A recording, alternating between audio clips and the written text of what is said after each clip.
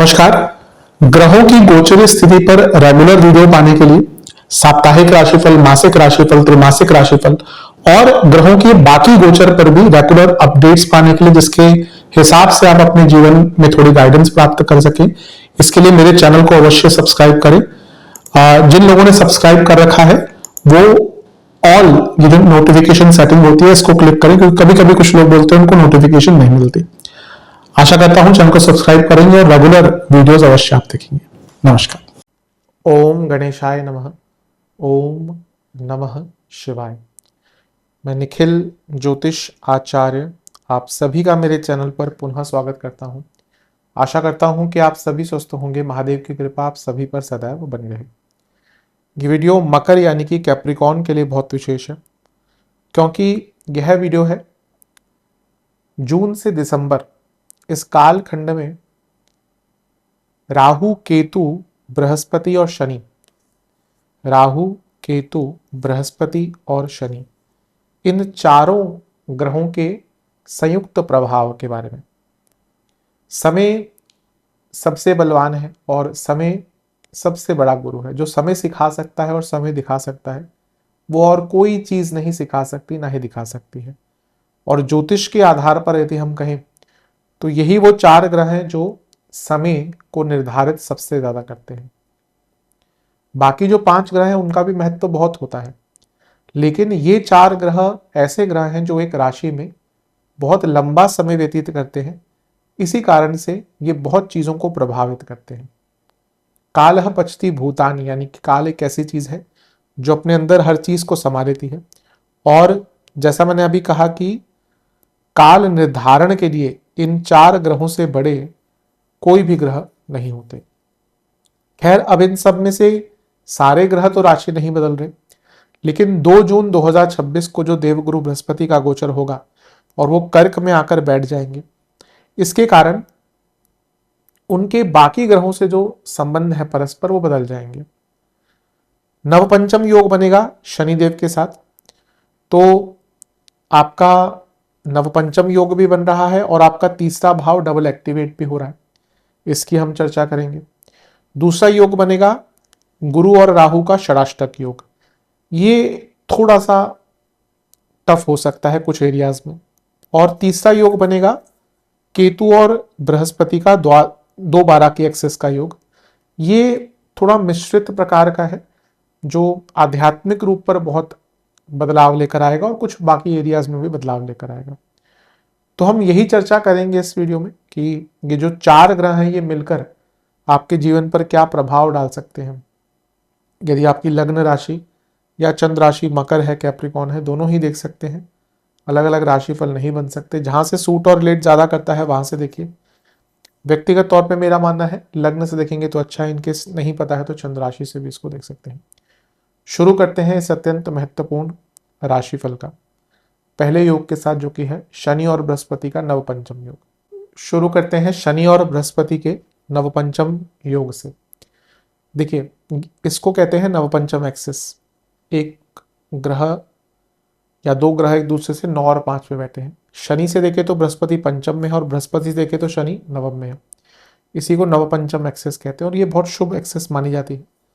यहां पर अगर देखें तो बृहस्पति पूरा जो काम त्रिकोण है उसको एक्टिवेट भी कर रहे हैं। और जो बृहस्पति हैं वो, क्योंकि तीसरे भाव पर उनकी दृष्टि और तीसरे भाव में शनि ऑलरेडी है, तो तीसरा भाव डबल एक्टिवेट भी कर रहे हैं। ये जो दोनों ग्रह हैं शनि और बृहस्पति, इनका डबल ट्रांजिट का एक थ्योरी होता है, डबल ट्रांजिट का एप्लीकेबिलिटी होता है, जहां पे ये अपने गोचर में यूजली किसी एक भाव को संयुक्त रूप से प्रभावित करते हैं। कभी कभी एक से ज्यादा भी हो जाता है, क्योंकि ये दोनों ही जो ग्रह हैं बृहस्पति और शनि, ये एक टाइम पे 4 भावों को प्रभावित करते हैं। जैसे यहाँ पे बृहस्पति बैठे हैं, 11वें को देखेंगे, लग्न को देखेंगे, तीसरे को देखेंगे। शनि यहाँ बैठे हैं, पंचम को देखेंगे, नवम को देखेंगे और 12वें को देखेंगे।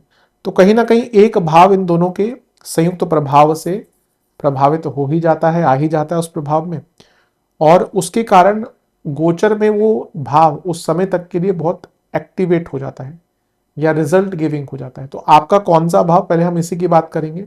आपका तीसरा भाव हो गया डबल एक्टिवेट, और शनि आपके लग्नेश भी है। तो तीसरा भाव क्या है? उपचय भाव, यानी कि जीवन में बहुत कुछ मिलने वाला है और बहुत तेज गति से मिलने वाला है। जीवन की गति भी बढ़ेगी, जीवन का आनंद भी बढ़ेगा, उत्साह भी बढ़ेगा, स्किल्स भी बढ़ेंगी और अपने ऊपर विश्वास भी बढ़ेगा। तीसरे भाव पर इन दोनों ही ग्रहों का प्रभाव बहुत शुभ दिख रहा है। बृहस्पति जहां धन है, शनि हार्डवर्क है और तीसरा भाव स्किल्स है और बृहस्पति भाग्य भी है। तो ये कॉम्बिनेशन देखिए, भाग्य, कर्म, पराक्रम, स्किल्स, हार्डवर्क, स्टेबिलिटी या कॉन्टिन्यूटी विद शनि, तो ये तो सफलता आपकी तय है कि आपको अपने जीवन में कई एरियाज में अब सफलता प्राप्त होने वाली है। अगर हम बात करें तो बृहस्पति आपके तीसरे घर के स्वामी हैं, जिसकी राशि में ही शनिदेव बैठे हुए हैं और शनि स्वयं लग्नेश है। तो बृहस्पति लग्न और तीसरे को जो कनेक्ट कर रहे हैं, तो ये रिस्क टेकिंग एबिलिटी भी दिखाता है। यानी कि अब आप अपने जीवन में अगर कोई रिस्क लेना चाहते थे पिछले कुछ टाइम से, पर एक भय था कि करूं या ना करूं, करूं ना या करूं ना करूं, तो ये वो समय है जब आप वो रिस्क को बहुत आराम से ले सकते हैं। तीसरा भाव आपके स्किल एनहेंसमेंट का है, तो हो सकता है आप अपनी स्किल्स को एनहेंस करने का प्रयत्न करें। और तीसरा भाव आपकी कम्युनिकेशन का भी है, तो आपकी कम्युनिकेशन स्किल्स, वो पर्सनल हो या प्रोफेशनल, दोनों ही एरियाज में बहुत प्रभावी होने वाली है। एक होता है प्रभावशाली वाणी, प्रभावशाली communication skills. You can be a good communicator, but क्या आप प्रभावशाली कम्युनिकेटर हैं, वो डिफर करता है। कई लोग बहुत अच्छी इंग्लिश बोलते हैं, बहुत अच्छी हिंदी बोलते हैं, पर कुछ लोगों की कई बातें लोगों को वर्षों तक याद रहती है। तो वो जो एक प्रभाव होता है ना, वो तीसरे घर से आता है जब इस प्रकार का गोचर कुछ होता है। तो आपकी जो आपका जो कम्युनिकेशन है, आपका जो पूरा व्यक्तित्व है, तीसरा भाव ना वो भी दर्शाता है, क्योंकि वो सप्तम से त्रिकोण है। लोग आपको कैसे परसीव करते हैं, आपकी अथॉरिटी क्या है, वो भी आपका तीसरा भाव दिखाता है।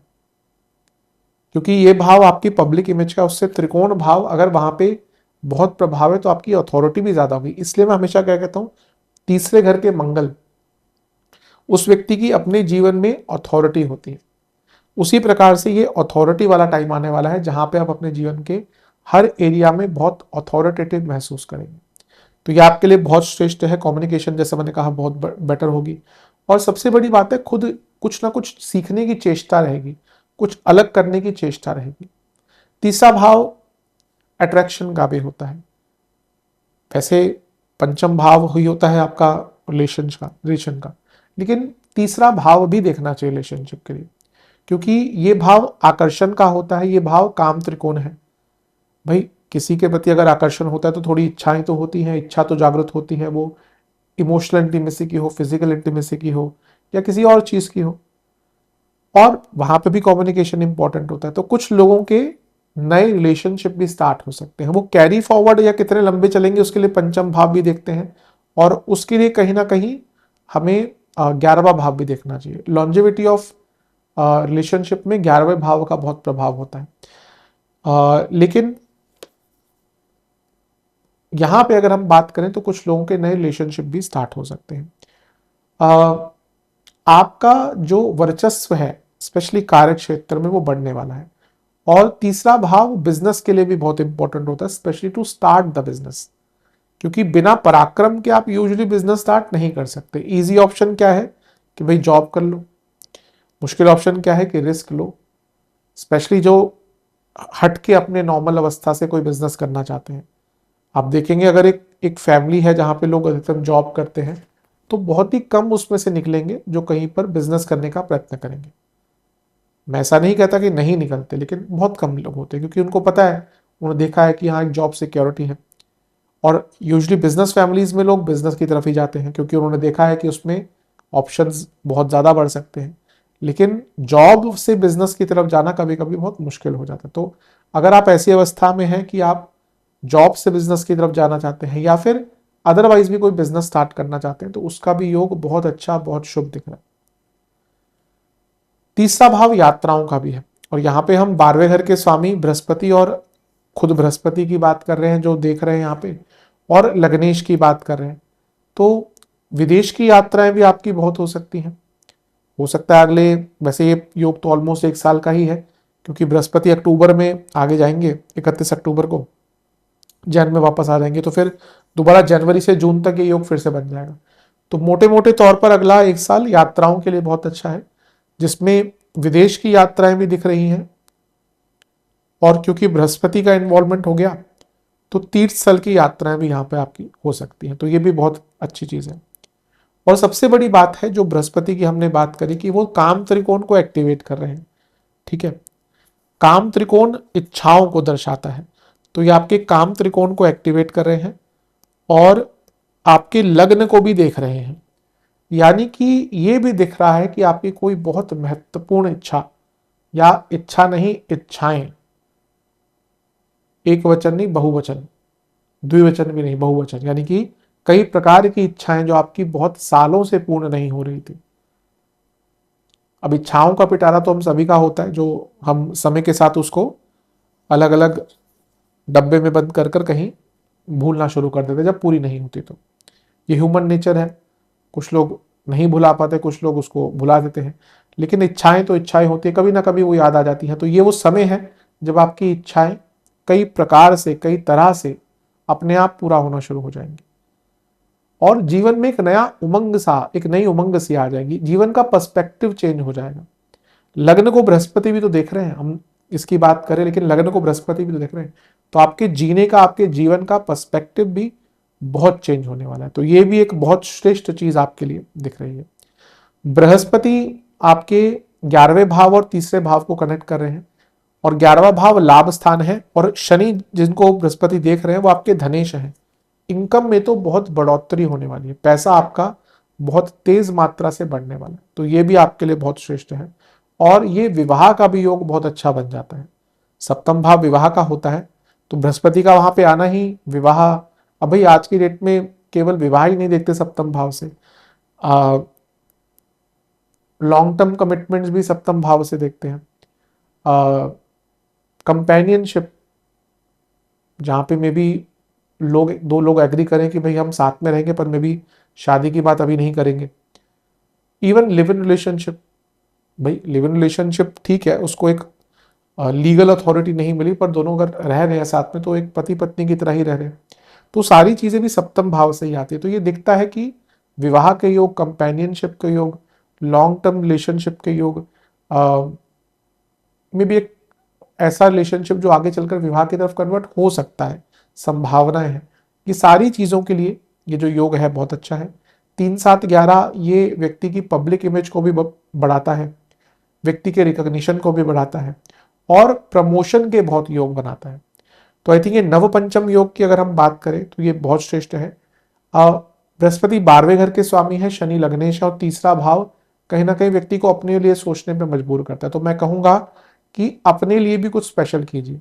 बहुत टाइम से सोच रहे थे कि एक बड़ी गाड़ी लेनी है, ले लीजिए, पैसा है तो। बहुत टाइम से सोच रहे कि एक लग्जरी वेकेशन पे जाना है, महंगी वाली, जाइए, अवश्य जाइए। हम प्लान करते रह जाते हैं पर समय नहीं निकालते, और जब समय बहुत ज़्यादा हो जाता है फिर सोचते हैं पहले कर लिया होता। तो अगर आपने मेहनत करके पैसा कमाया है, do not delay what you want to get. जो आपको चाहिए, जो आपको, आपने मेहनत करी है तो उस पर पैसा खर्च करिए। तो ये अपने सेल्फ इंडल्जेंस के लिए, सेल्फ पैम्परिंग के लिए भी बहुत अच्छा टाइम है। मुझे लगता है आप में से कई लोग शायद प्लान कर रहे होंगे, या तो कोई बहुत सारे तीर्थ स्थल जाने का प्लान कर रहा होगा, या कोई विदेश यात्रा का प्लान कर रहा होगा। तो अगर आपके पास बजट आदि सब कुछ है, अवश्य जाइए। ये सोचिए मत कि कोई क्या कहेगा, खर्चा ये हो जाएगा। पैसा आएगा, अगर आपने पहले कमाया तो आगे भी कमा पाएंगे। तो मेरे हिसाब से नव पंचम योग तो बहुत उत्साह देने वाला है, और नहीं भूलना चाहिए कि इस समय केवल आई थिंक आपका ही लग्न है जिसमें बृहस्पति आपके अगले 1 साल के लिए आपके लग्न को भी देखेंगे और आपके लग्नेश को भी देखेंगे।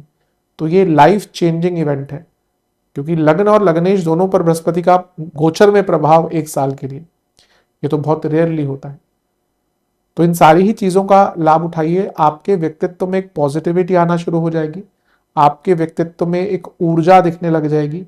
और सबसे बड़ी बात है, 12वां भाव अंत का भी होता है, तो कभी कभी अंत से ही आरंभ होता है। तो कई चीज़ों को ना हमें छोड़ना भी पड़ता है, ख़त्म भी करना पड़ता है, कई चीज़ों को भुलाना भी पड़ता है, कई लोगों को भुलाना पड़ता है, कई दोस्तों को छोड़ना पड़ता है, कई रिश्तेदारों से मुख फेरना पड़ता है, तभी हम आगे बढ़ पाते हैं। तो कहीं ना कहीं ये एक अंत भी हो रहा है आपके जीवन में, एक सर्कल का, जिससे निकलकर फिर आप आगे जीवन में बढ़ पाएंगे। तो मेरे हिसाब से बहुत अच्छा है।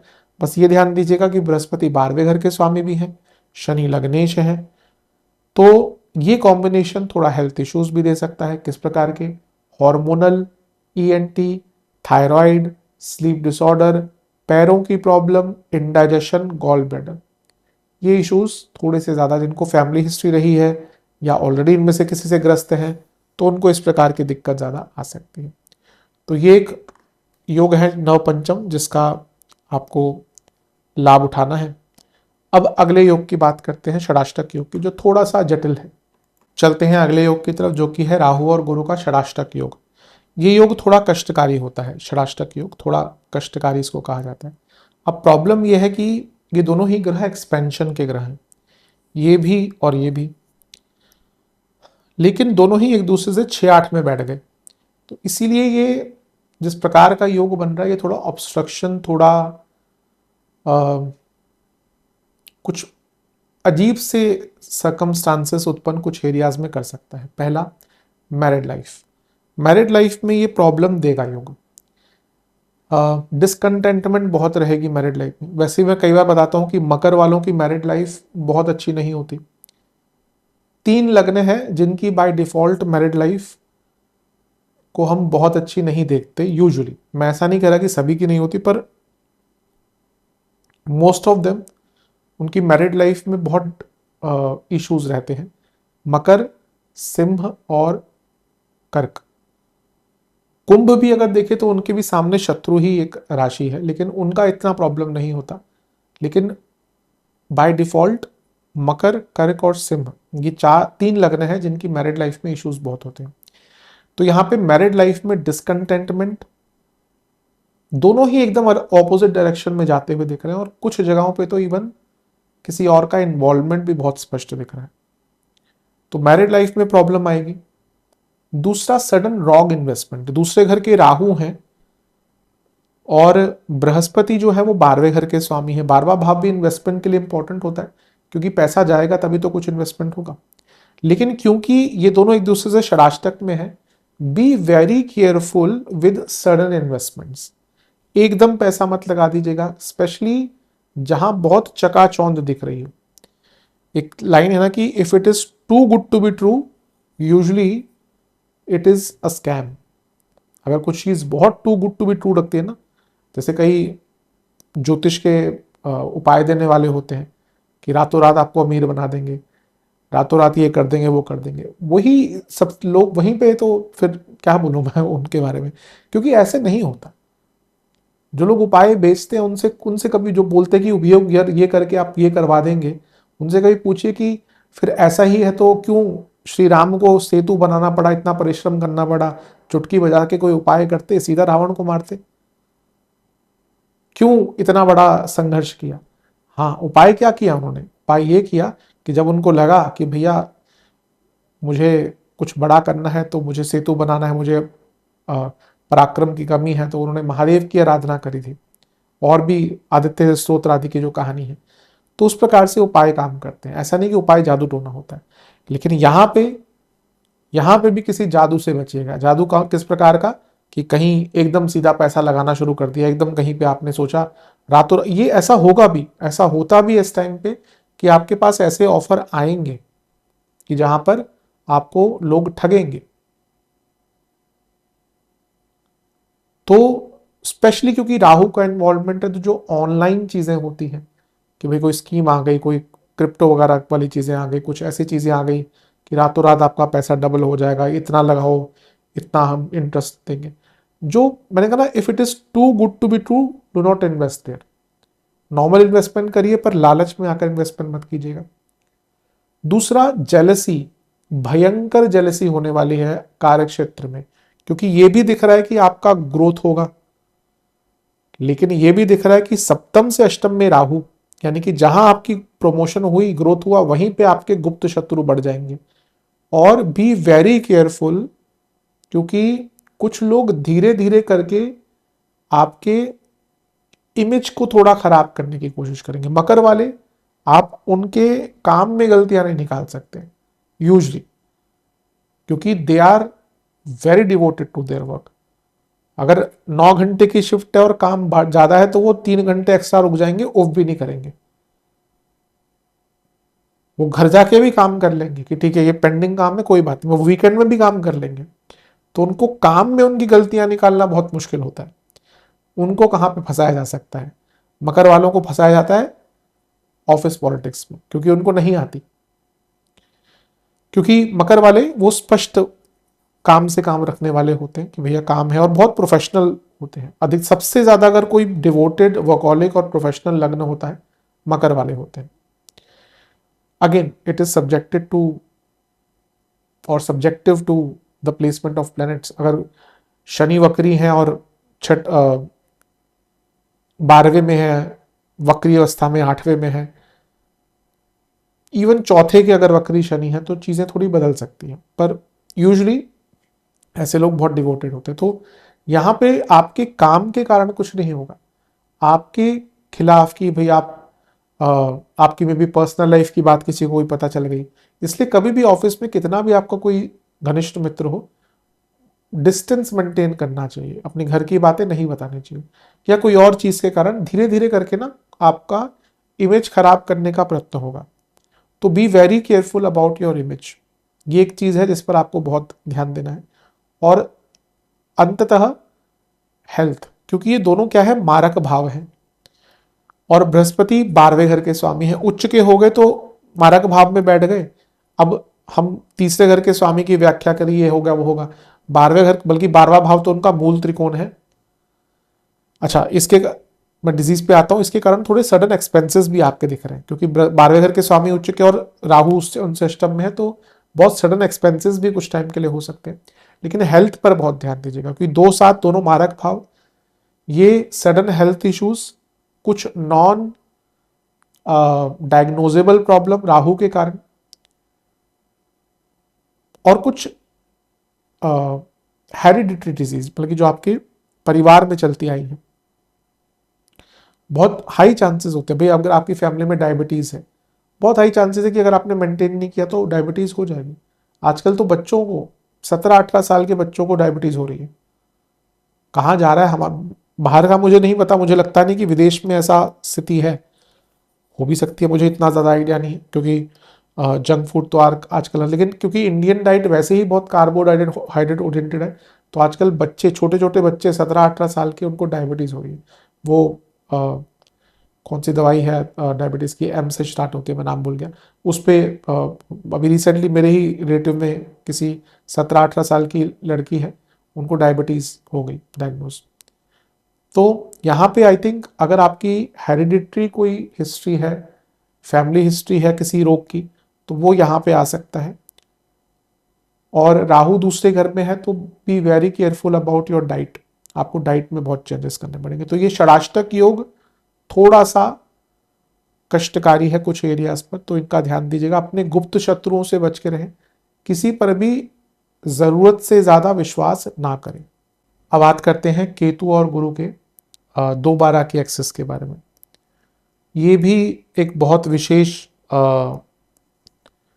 योग बन रहा है, और आई थिंक बहुत रूपांतरण करने वाला है, ट्रांसफॉर्मेशन करने वाला है। बृहस्पति से दूसरे घर में केतु है, और केतु से 12वें घर में बृहस्पति है, तो ये 2/12 की एक्सेस होती है। और यहाँ पे अगर हम देखें तो बृहस्पति केतु की तरफ बढ़ रहे हैं, और केतु बृहस्पति की तरफ बढ़ रहे हैं। यूजुअली ऐसा नहीं होता ना। अब जैसे अगर बृहस्पति यहाँ होते तो शनि भी आगे जा रहे होते, बृहस्पति भी आगे जा रहे होते, अनटिल उनमें से कोई वक्री नहीं होता। लेकिन केतु तो सदैव वक्री रहते हैं, तो इसलिए केतु बृहस्पति को अप्रोच करें। अब ये बहुत बड़े रूपांतरण का समय है मकर वालों के लिए, क्योंकि जहां अब ये एकदम नहीं होगा, शुरू के 1-2 महीने तो माया का प्रभाव बहुत रहेगा, क्योंकि बृहस्पति माया के भाव में आए हैं। माया, इसको काम त्रिकोण कहते हैं, माया का भाव होता है। ये अक्टूबर 31 अक्टूबर तक बृहस्पति यहाँ पे हैं। उसके बाद वो केतु से ही मिल जाएंगे। 31 अक्टूबर को उनका गोचर होगा, वो केतु के साथ ही आ जाएंगे और कुछ टाइम तक फिर वो केतु के साथ समय बिताएंगे। तो जैसा मैंने कहा, जब बृहस्पति सप्तम में आएंगे तो पहले तो माया का खेल रहेगा, जो मैंने सारी बातें करी, इच्छाओं का पूरा होना, ये होना वो होना सब होगा। बट धीरे धीरे करके ना आप माया से दूर जाते जाएंगे इन दोनों ग्रहों के कारण। क्यों?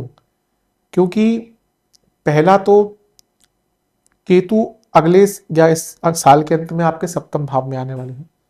तो जब सप्तम में केतु आते हैं तो व्यक्ति के जीवन में जो माया होती है वो कम हो जाती है, अटैचमेंट्स थोड़ा कम होती है। ऑलरेडी वो 12वें घर को देख रहे हैं। अब बृहस्पति 12वें घर के स्वामी हैं। अब ये है काम त्रिकोण और ये है मोक्ष त्रिकोण। तो ये इन दोनों भावों का परस्पर संबंध बन गया। तो शुरू में तो क्या होगा ना कि माया अपना, जैसे मैंने कहा, पूरा खेल खेलेगी। प्रमोशंस भी होंगे, रिकॉग्निशन भी होगा, कुछ फ्रेंड सर्कल नए बनेंगे, कुछ लोगों के नए रिलेशनशिप स्टार्ट होंगे। लेकिन धीरे धीरे करके वो चकाचौंध के पीछे जो सच्चाई छुपी होती है वो भी दिखना शुरू हो जाएगी। क्योंकि यही सत्यता है कि जितना आपका जीवन में चकाचौंध, जितने आपके जीवन में लोग ज्यादा होंगे, उतने ही आपके जीवन में फेकनेस भी ज्यादा होगी। कोई अपना नहीं होता। पैसा आता है, शोहरत आती है, लोग आते हैं। पैसा जाता है, शोहरत जाती है, लोग जाते हैं। ये सत्यता है जीवन की। जैसे जैसे आपके पास पैसा आता रहेगा, वही लोग जो मिलने के लिए टाइम नहीं निकालते थे वो आपके साथ ज्यादा टाइम बिताना शुरू कर देंगे। तो ये माया का खेल है, इसलिए इसको अपने सर पर ज्यादा मत चढ़ने दें। और धीरे धीरे करके ऐसा होगा भी कि आप माया से दूर जाना शुरू कर देंगे। क्योंकि कुछ ऐसा भी घटित होगा जहां आपको एक चीज रियलाइज होगी कि आप जिस चीज के पीछे, जिस व्यक्ति के पीछे, कुछ पर्टिकुलर वस्तुओं के पीछे एकदम पागल से हुए जा रहे थे कि मुझे ये मिल जाए तो जीवन में आनंद आ जाएगा, आपको ये रियलाइजेशन भी हो जाएगा कि अगर वो चीज आपको प्राप्त भी हो जाए तो भी जीवन में कुछ बहुत अलग नहीं होने वाला। और इसी कारण से आपका उस चीज को लेकर एक जो डेस्परेशन है ना वो कम हो जाएगी। तो ये जो योग है, ये काम त्रिकोण और मोक्ष त्रिकोण के बीच में जो बन रहा है, जिसमें एक मोक्ष के कारक है, 12वें घर के स्वामी इन्वॉल्व है, ये धीरे धीरे करके आपका माया से मन हटाएगा और सत्यता की तरफ लेके जाएगा। सत्य क्या है? ईश्वर है, परमात्मा है। माया का खेल तो बहुत बड़ा है ना। क्या है ना वो एक लाइन कि माया मरी न मन मरा, मर मर गया शरीर, आशा तृष्णा ना मिटी, कह गया दास कबीर। कबीर जी की वाणियां कितनी कितनी डीप है। अगर हम देखें, पहले पढ़ते थे 7वीं 8वीं 9वीं में उनके दोहे, पर जैसे जैसे समय आगे बढ़ा तो जो उन्होंने बोला है उसके महत्व तो समझ आने लगा। तो यहाँ पे जैसे मैंने कहा ना, वो माया से थोड़ा मन हटना शुरू होगा और जीवन में एकांत, अध्यात्म और परमात्मा की तरफ जो आपकी जर्नी है वो स्टार्ट हो जाएगी। तो ये सारे ही योग आपको ना अलग अलग प्रकार का प्रभाव दे रहे हैं। तो इन सब चीजों को अपने जीवन में उतारने की कोशिश कीजिए। राशिफल एक गाइडेंस होती है, तो जो लोग उस तरीके से देखते हैं कि हाँ अपने जीवन में उस चीज को उतारें, उनके लिए अवश्य राशिफल बहुत काम आएगा। जो लोग किसी और पर्पज से देखते हैं कि जैसे उन्हीं की कुंडली यहाँ पर रख के मैं बता रहा हूँ, उनके लिए तो शायद कभी काम नहीं आए। पर जो थोड़ा सा इसमें अपने आप को अप्लाई करना चाहते हैं उनके लिए अवश्य बहुत काम आएगा। आशा करता हूँ कि वीडियो आपके काम आएगा। चैनल पर नए हैं, सब्सक्राइब कीजिए, वीडियो को लाइक कीजिए। मिलता हूँ अगली वीडियो में, तब तक के लिए ओम नमः शिवाय।